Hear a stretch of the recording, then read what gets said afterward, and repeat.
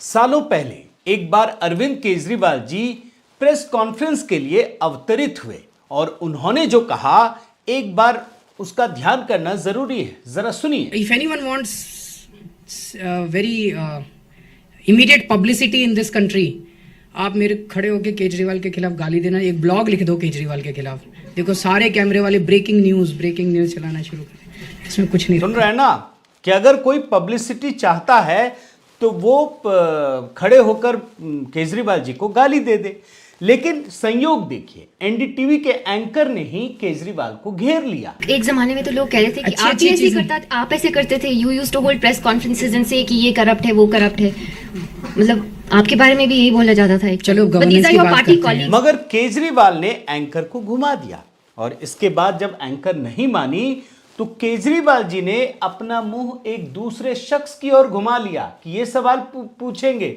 लेकिन इसके बाद भी एंकर, एनडीटीवी की एंकर, और ये कई साल पुरानी है ये जो फुटेज मैं आपको दिखा रहा हूं, एंकर सवाल पूछती रही लेकिन केजरीवाल ने जवाब नहीं दिया और यही कहा कि वो सिर्फ गवर्नेंस की बात करेंगे। सुन लीजिए। I would like to answer questions only on governance in Delhi. Kejriwal ने यह भी साफ कर दिया कि वो दिल्ली के विकास के अलावा और कोई बात नहीं करेंगे। ये भी सुन लीजिए। मैं यहाँ पे इस राजनीति में देश बदलने के लिए आया था और अभी इमीडिएटली अगले 5 साल दिल्ली बदलने में मेरे 24 घंटे जाते हैं। अब ये भाषण सुनकर कितना अच्छा लगता है कि एक व्यक्ति सिर्फ विकास की बात करना चाहता है। लेकिन आपको एक नमूना दिखाता हूं और इनका जो सबसे हाल का एक विधानसभा का बयान है 28 मार्च का, वो मैं आपको दिखा रहा हूं कि कैसे सिर्फ और सिर्फ एक व्यक्ति के नाम की माला जपते रहे। ये जो भाषण है ना, ये 17 मिनट का भाषण है और इसमें 43 बार प्रधानमंत्री मोदी का नाम लिया। अब ये क्या कर रहे होंगे अंदाजा लगाना मुश्किल नहीं है, लेकिन ये नमूना देखना आपके लिए जरूरी है।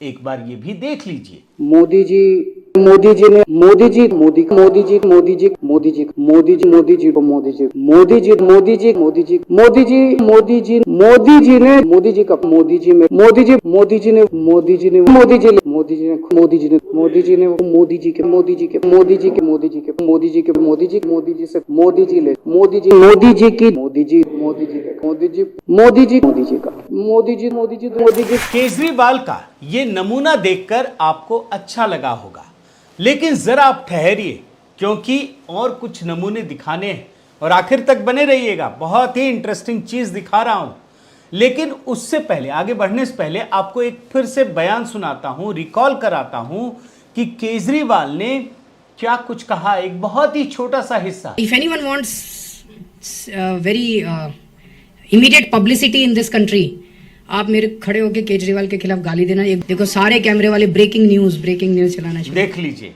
मतलब कोई फेमस होना चाहे तो केजरीवाल को गाली दे दीजिए। अब आपने क्या कभी प्रधानमंत्री मोदी को, गाली तो छोड़ दीजिए, अरविंद केजरीवाल का नाम लेते हुए भी सुना है? अगर सुना हो तो कमेंट में जरूर बताइएगा।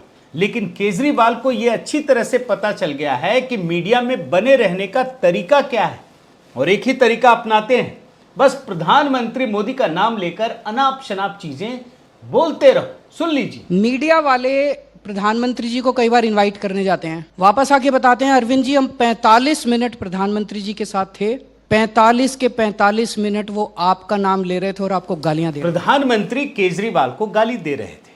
अब जब आप केजरीवाल जी से जाकर पूछेंगे ना कि किसने कहा है, तो हो सकता है वो आईबी या रॉ का नाम ले ले, क्योंकि झूठ बोलने के लिए कोई लॉजिक नहीं चाहिए और केजरीवाल से आप लॉजिक की उम्मीद करें ये तो संभव नहीं है, क्योंकि ये काम तो वो गुजरात में भी कर चुके हैं और मैं आपको दिखा भी चुका हूं।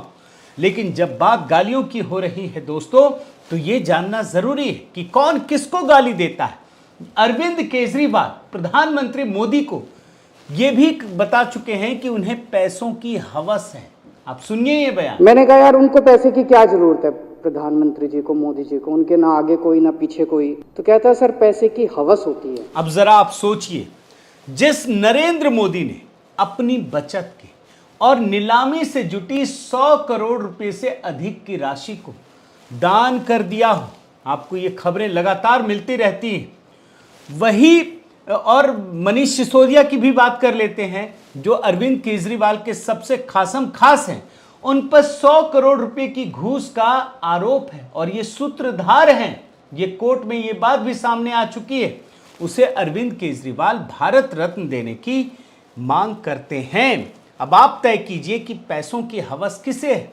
क्या प्रधानमंत्री मोदी को है या फिर इस अरविंद केजरीवाल को है, जिस पर 100 करोड़ रुपए की घूस का आरोप लगा है इनके सबसे खास मंत्री पर।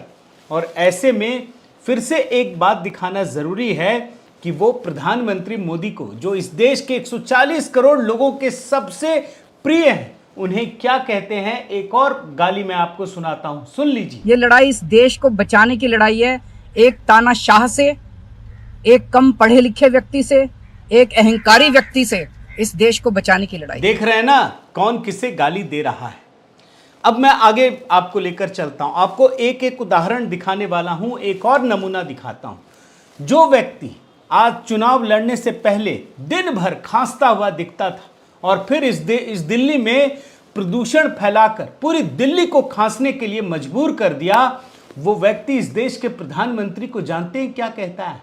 वो ये कहता है कि इस देश के प्रधानमंत्री को नींद ना आने की बीमारी है। सुन लीजिए। मैंने कहा पगले, ये दैवी शक्ति नहीं कहते, इसको नींद की बीमारी कहते हैं। प्रधानमंत्री जी को बोलो ठीक से सोया करें, नींद नहीं आती तो नींद की गोली ले लिया करें, किसी अच्छे डॉक्टर को दिखा लें। देख रहे हैं ना, जो व्यक्ति इस देश के लिए पूरी तरीके से समर्पित है, जिसने अपने पूरे परिवार को छोड़ दिया, जो दिन भर 24 घंटे मेहनत करता है, उसे नींद की बीमारी बताते हैं।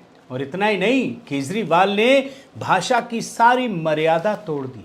आपको एक और उदाहरण देखता हूं कि देखिए देश के सबसे लोकप्रिय प्रधानमंत्री को ये जनाब क्या कहते हैं। मोदी ने पाकिस्तानियों के साथ सेटिंग कर रखी है, मोदी ने आतंकवादियों के साथ सेटिंग कर रखी है, उसकी पोल खोलने की जरूरत है दोस्तों। सिर्फ सुनते चले जाइए, केजरीवाल प्रधानमंत्री मोदी को देशद्रोही बताते हैं। आज आपकी जिम्मेदारी है जाके कहना कि मोदी जी से बड़ा देशद्रोही कोई नहीं है दोस्तों। जो केजरीवाल ये कहते हैं ना कि मीडिया के सामने प्रधानमंत्री उन्हीं की बात करते हैं, जो ये सूत्रों के हवाले से बताते हैं, वो केजरीवाल खुलेआम प्रधानमंत्री मोदी को आईएसआई का एजेंट बता चुके हैं। सुन लीजिए। वो आईएसआई के एजेंट हैं, वो राष्ट्रभक्त के चोले के अंदर देशद्रोही हैं।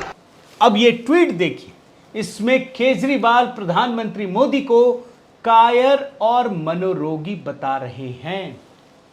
अब इन परिस्थितियों में दोस्तों, अगर भारतीय जनता पार्टी ये कहती है कि केजरीवाल अपना मानसिक संतुलन खो चुके हैं, तो भला इस देश के लोगों को यकीन करने में क्या परेशानी होगी। लेकिन बात सिर्फ इतनी नहीं है दोस्तों, केजरीवाल को इस समय एक दूसरा दौरा भी पड़ रहा है। और ये दौरा जानते क्या है? वो आजकल प्रधानमंत्री मोदी को अनपढ़ बता रहे हैं।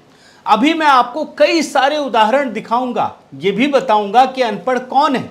आप आखिर तक देखते चले जाइएगा, क्योंकि इस वीडियो में बहुत सारे रिसर्च आपको देखने को मिलेंगे।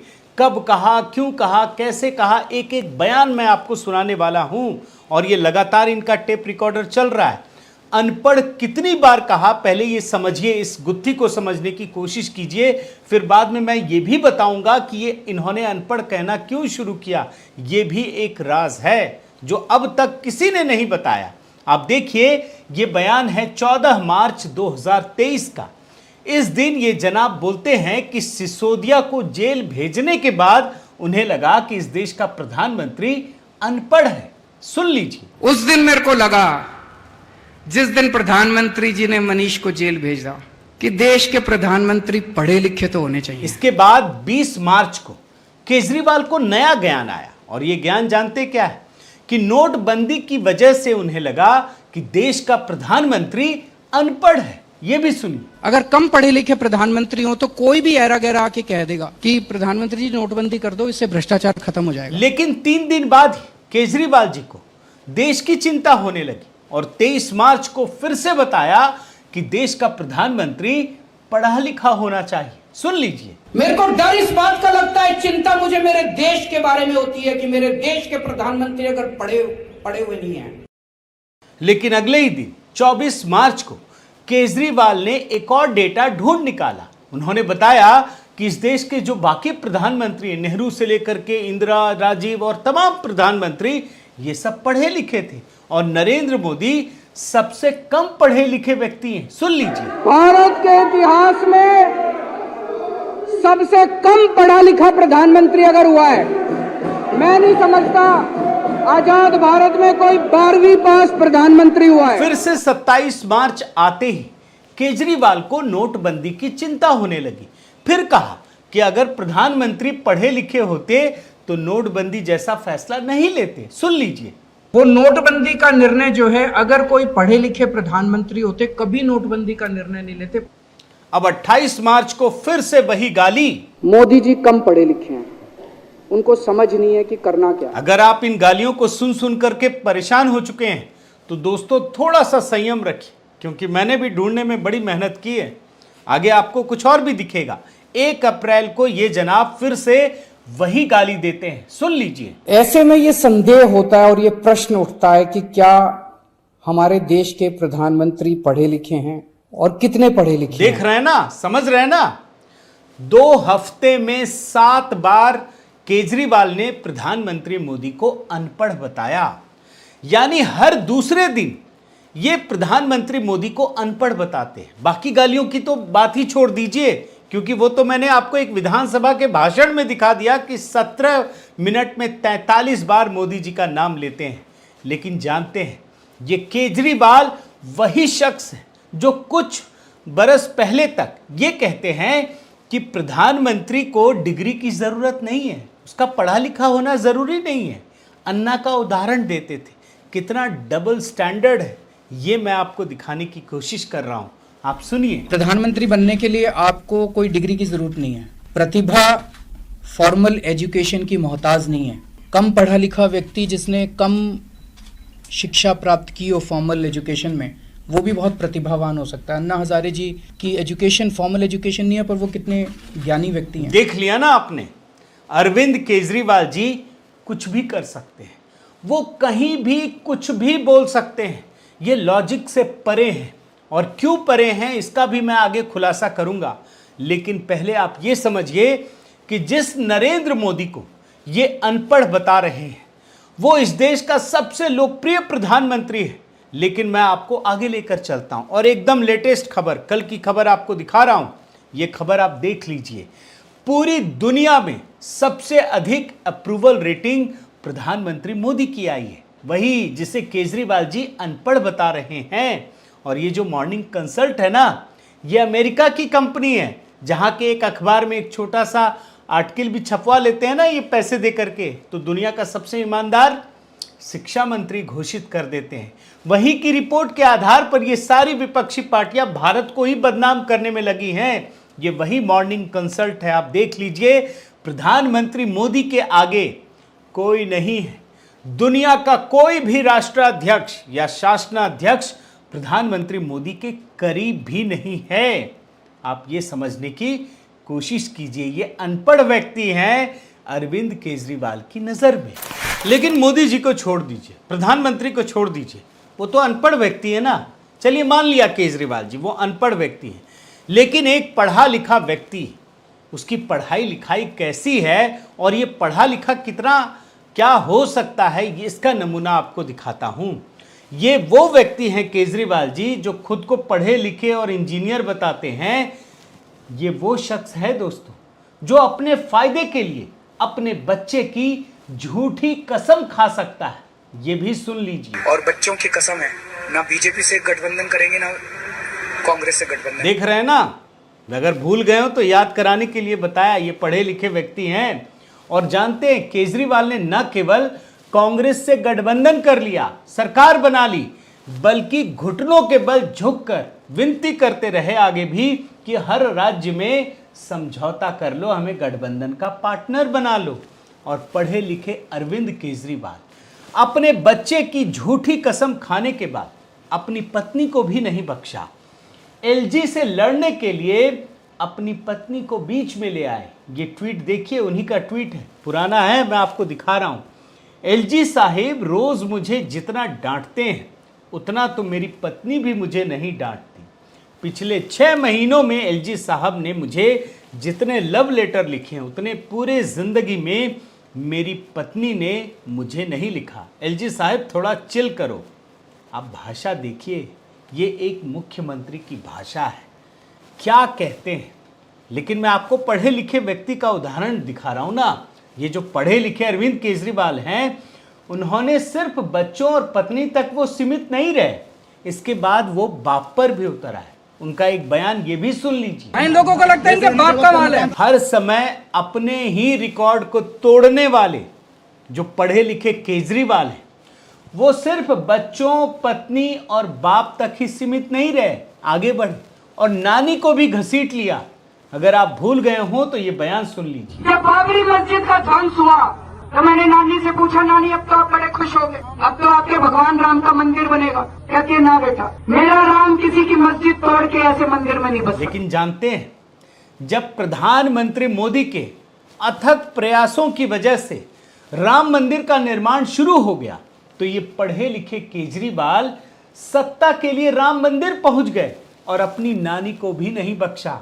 जिस नानी की कसम खाकर या उनका उदाहरण देकर वो तमाम बातें कहते थे, उन्हें भी नहीं बख्शा। अब आप सोचिए दोस्तों कि कौन पढ़ा लिखा है, कौन अनपढ़ है। वैसे एक बात आपको बताना जरूरी है कि जो केजरीवाल आईआईटी में पढ़ने का दम भरते हैं, दरअसल वो भगोड़ा हैं। अब ये बात क्यों कह रहा हूं, ये भी समझ लीजिए। आईआईटी में पढ़ाई में लाखों रुपए खर्च करने के बाद जो भारत सरकार करती है, वो इंजीनियरिंग की फील्ड छोड़कर भाग गए। यही सच्चाई है ना, वो इंजीनियर नहीं बने और इसके बाद उन्होंने आईआरएस की नौकरी की, तो वहां भी नहीं टिके, कोई बेहतरीन काम नहीं किया, वहां भी छोड़कर वो भाग गए। आप रिपोर्ट में देखते चले जाइए। और इसके बाद वो बीच में आरटीआई एक्टिविस्ट बनते हैं, लेकिन उस फील्ड को भी छोड़ दिया। और आप देखिए कि आज स्थिति यह है कि आरटीआई पर अगर कोई जवाब मांगता है ना, तो वो देने से भी कतराते हैं। इसके बाद वो मुख्यमंत्री बनते हैं। पिछले कई वर्षों से वो दिल्ली के मुख्यमंत्री हैं, लेकिन आप हैरान हो जाएंगे कि वहां भी भगोड़ा जो उनका रवैया है ना, वो खत्म नहीं हुआ। वो इकलौते ऐसे मुख्यमंत्री होंगे दोस्तों जिनके पास कोई विभाग नहीं है। ये है स्थिति। लेकिन अब असली सवाल का जवाब देना बाकी है। सवाल ये है कि आखिर अरविंद केजरीवाल ने प्रधानमंत्री मोदी को अनपढ़ बताना क्यों शुरू किया। ये एक राज है दोस्तों, कहीं नहीं मिलेगा आपको कि अचानक से क्यों वो अनपढ़ अनपढ़ बोलने लगे। और मैंने तो आपको पूरा का पूरा सीक्वेंस दिखा दिया। अब एक बात आप समझिए, अरविंद केजरीवाल वो शख्स है जिन्हें समय से पहले ही पता चल जाता है कि आखिर क्या होने वाला है। आप भूले तो नहीं होंगे कि उन्होंने सत्येंद्र जैन और मनीष सिसोदिया की गिरफ्तारी की भविष्यवाणी कर दी थी। आपको याद है ना? अब क्यों की थी आपको मैं ये भी बता देता हूं, क्योंकि उनको पता है कि इन दोनों ने कितना करप्शन किया है, उनकी ही तो सरकार के हिस्से हैं।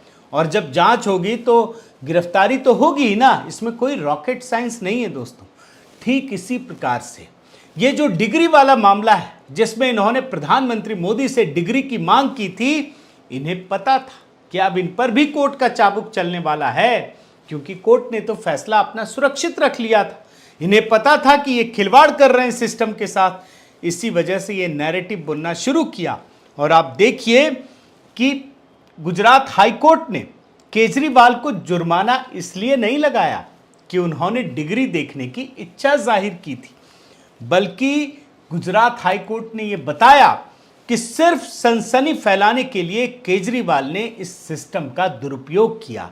कोर्ट ने यह भी कहा कि केजरीवाल ने आरटीआई एक्ट का मजाक बनाया है, सिर्फ सियासी सनसनी पैदा करने के लिए मुद्दा बनाया गया है। पीएम मोदी की डिग्री गुजरात यूनिवर्सिटी की वेबसाइट पर, जो जहां से उन्होंने पढ़ाई की है, उसकी वेबसाइट पर पहले से ही उपलब्ध है। इसके अलावा चुनाव आयोग के हलफनामे में भी मौजूद है। और पढ़े लिखे और इंजीनियर होने के बाद भी केजरीवाल उस वेबसाइट पर नहीं गए, वहां डिग्री नहीं देखी, लेकिन उन्होंने सीधे CIC और तमाम जगहों पर सनसनी फैलानी शुरू कर दी। अब एक और चीज आपको मैं दिखाता हूं दोस्तों, कि जब कोर्ट ने 25,000 रुपए का जुर्माना लगा दिया तो उल्टे सीधे बयानबाजी करने लगे। ये भी मामला अभी मीडिया में आप देख रहे होंगे। इसके अलावा एक और झूठ परोसना शुरू कर दिया। आप देखिए इस गैंग ने क्या किया। ये आरोप लगा रहे हैं कि PM की डिग्री फर्जी है। आप ये ट्वीट देखिए संजय सिंह का, PM की डिग्री फर्जी है। गुजरात विश्वविद्यालय की जो डिग्री मोदी जी की दिखाई जा रही है वह प्रमाण पत्र जिस पर लिपि शैली में मास्टर लिखा है वो लिपि शैली है 1992 में आई, जबकि मोदी जी की डिग्री तो 1983 की बताई जा रही है। लेकिन जानते हैं इनके झूठ का तुरंत पर्दाफाश हो गया। और कैसे हुआ? जैसे ये पहले EVM हैक करके दिखाते थे ना, लेकिन जब चुनाव आयोग ने बुलाया कि भैया हैक करके दिखाओ तो शांति से बैठ गए ही नहीं। ठीक इसी प्रकार से यहां भी इनका जो झूठ है वो पर्दाफाश हो गया। आप देख लीजिए ये क्या लिखा है। मोदी जी की डिग्री पर MS ओल्ड टेक्स्ट मोनोटाइप लिपि नहीं बल्कि ये लिपि है मैरिज लिपि और इसे 1901 में बनाया गया था। अब दोस्तों इतना सब कुछ होने के बाद मतलब समझ में नहीं आता कि केजरीवाल और इनकी टीम को क्या कहे। अरे ये क्या एडिटर महोदय, ये तो आपने कुछ और ही चला दिया। लेकिन जानते हैं दोस्तों इस वीडियो को सीरियस नोट पर ख़त्म करना ज़रूरी है और एक बयान सुनना बहुत ज़रूरी है कि केजरीवाल इस देश को किस दिशा में लेकर जाना चाहते हैं। जब से ये नेशनल पार्टी बनने का ढोंग और स्वांग रचा रहे हैं ना कि हम नेशनल पार्टी बन गए, अब तो नेशनल मिशन एम्बिशन है, तो वो करेंगे क्या, इसके लिए इस बयान को सुनना बहुत ज़रूरी है। आप सुन लीजिए। कुछ लोग कह रहे हैं मैं एनार्किस्ट हूँ, मैं अव्यवस्था फैला रहा हूँ। मैं मानता हूँ जी मैं एनार्किस्ट हूँ, मैं अव्यवस्था फैला रहा हूँ। अब ये बयान सुनने के बाद दोस्तों कुछ भी कहने सुनने के लिए बचा हो मुझे नहीं लगता। अब तो फैसला सिर्फ और सिर्फ आपको करना है। बहुत बहुत धन्यवाद। आपसे निवेदन है साथियों कि आप मेरे चैनल को ज़रूर सब्सक्राइब कीजिए, लाइक कीजिए, शेयर कीजिए, कमेंट कीजिए और इस बेल आइकन को प्रेस करना मत भूलिएगा। नमस्कार।